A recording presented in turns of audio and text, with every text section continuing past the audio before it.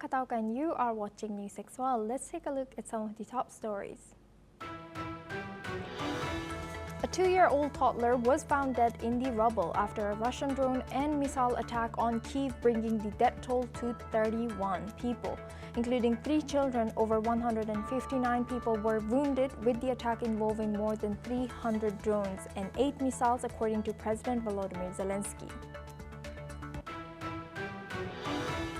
Russian President Vladimir Putin has said that he hopes Ukraine peace talks will continue through working groups, but stressed that Russia's goals remain unchanged. Speaking ahead of a U.S. ceasefire deadline set by President Donald Trump, this comes as Russian forces claim to have captured Chasiv Yar, a claim Ukraine denies.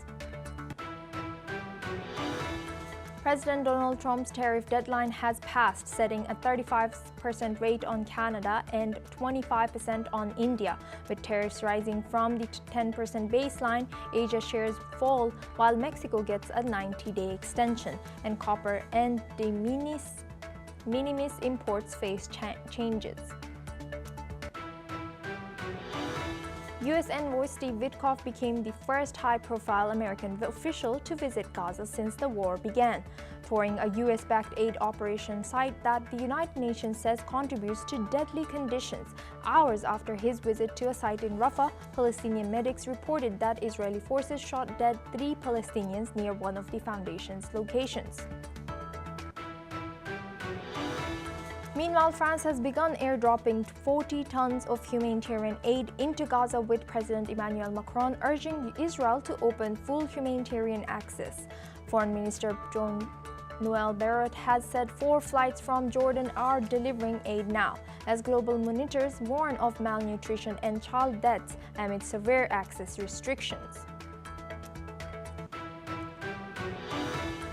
Cambodian Deputy Prime Minister Sun Chantol says they will nominate U.S. President Donald Trump for the Nobel Peace Prize for his role in halting a recent border conflict with Thailand.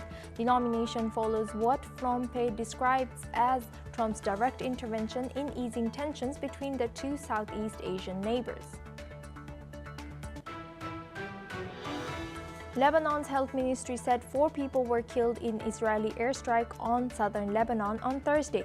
The Israeli military claimed the attack targeted Hezbollah infrastructure, including what Defense Minister Yoav Gallant called the group's biggest precision missile manufacturing site.